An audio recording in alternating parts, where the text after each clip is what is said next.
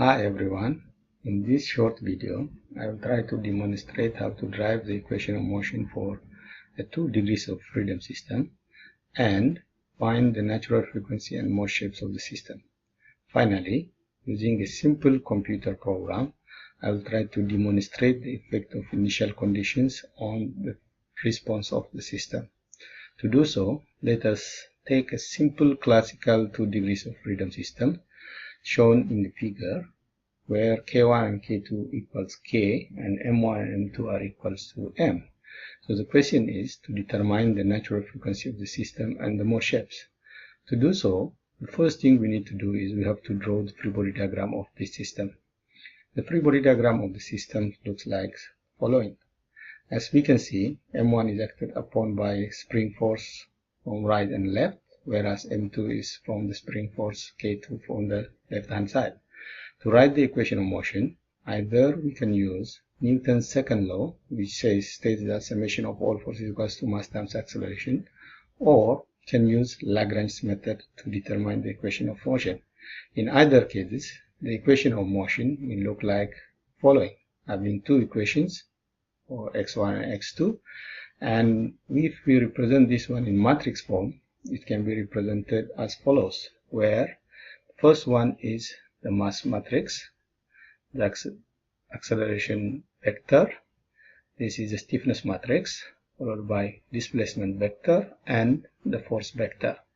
This is the second order ordinary differential equation. To solve this problem, we need to assume a solution. The assumed solution for this can be, assume that these two masses will vibrate with the same frequency but with different amplitudes given by x1 and x2.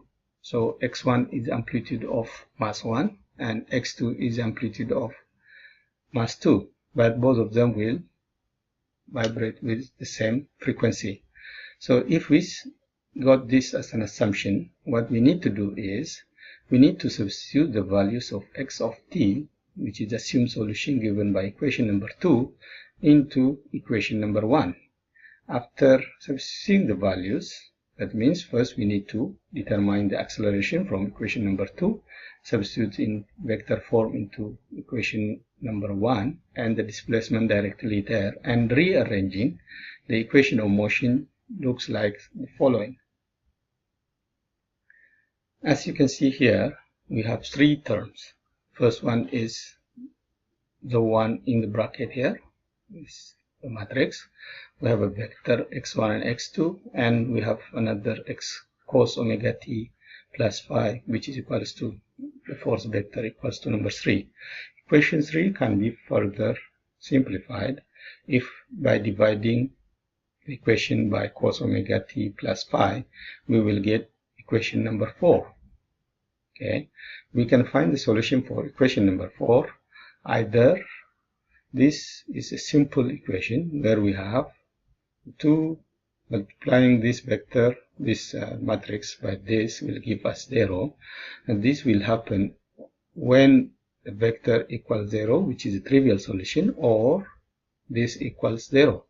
So the non-trivial solution is, for this system, for equation number 4, is when determinant of the matrix equals 0.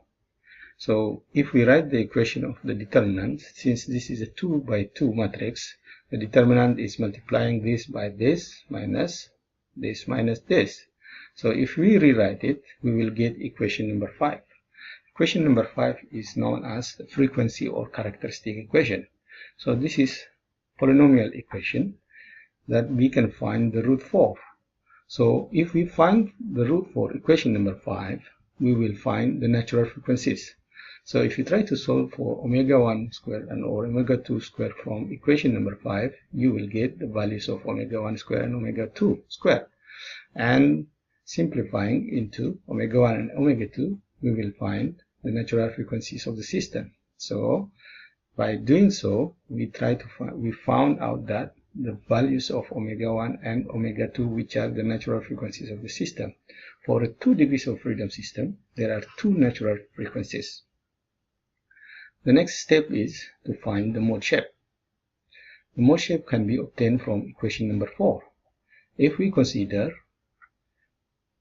the first row of equation number 4, or consider the second row of equation number 4 having x1 and x2, and taking the ratio of x1 and x2, we can write the ratio as follows.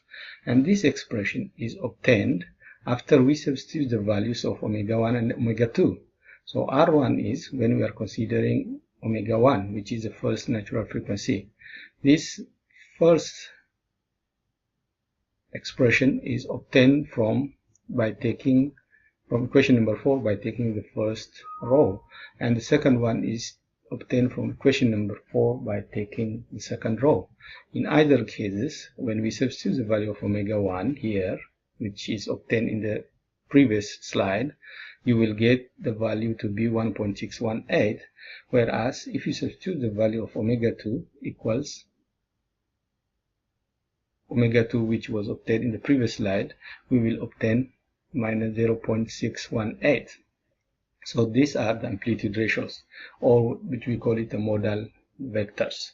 So if you substitute back into the equation, we will get for omega 1 and x1 and x2. So substituting the values that we get, we will get these expressions for the amplitude ratios.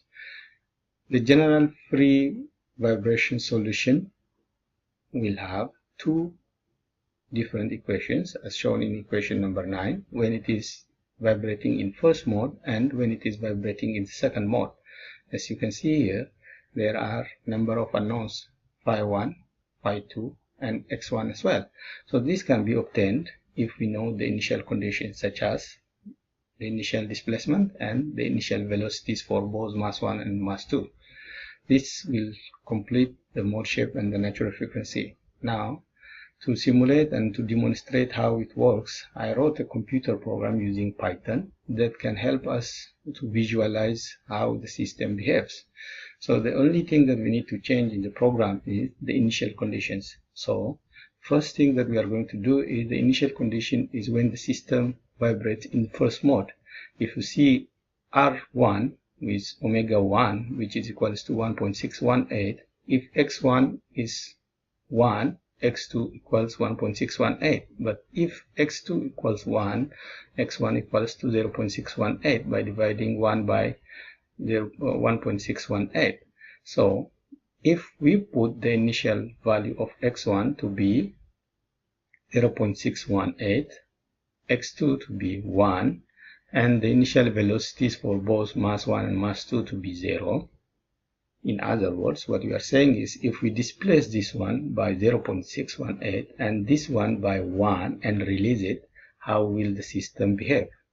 Observe the simulation.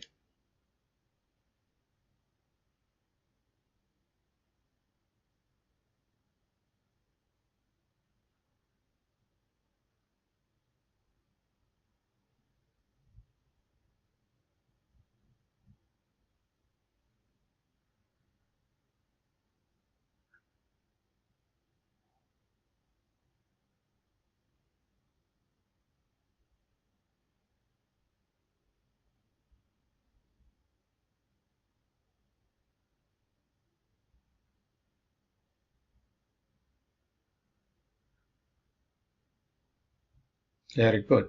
Now, let us see if the system is vibrating in second mode. In second mode, what we need to do is we have to give the initial conditions similar to the first mode. So if it is vibrating in second mode, x1 equals 1.618, that means we displace this one by 1.618 to the right and by minus 1 m2 to the left, and the velocities are kept to be 0. Let us observe simulation.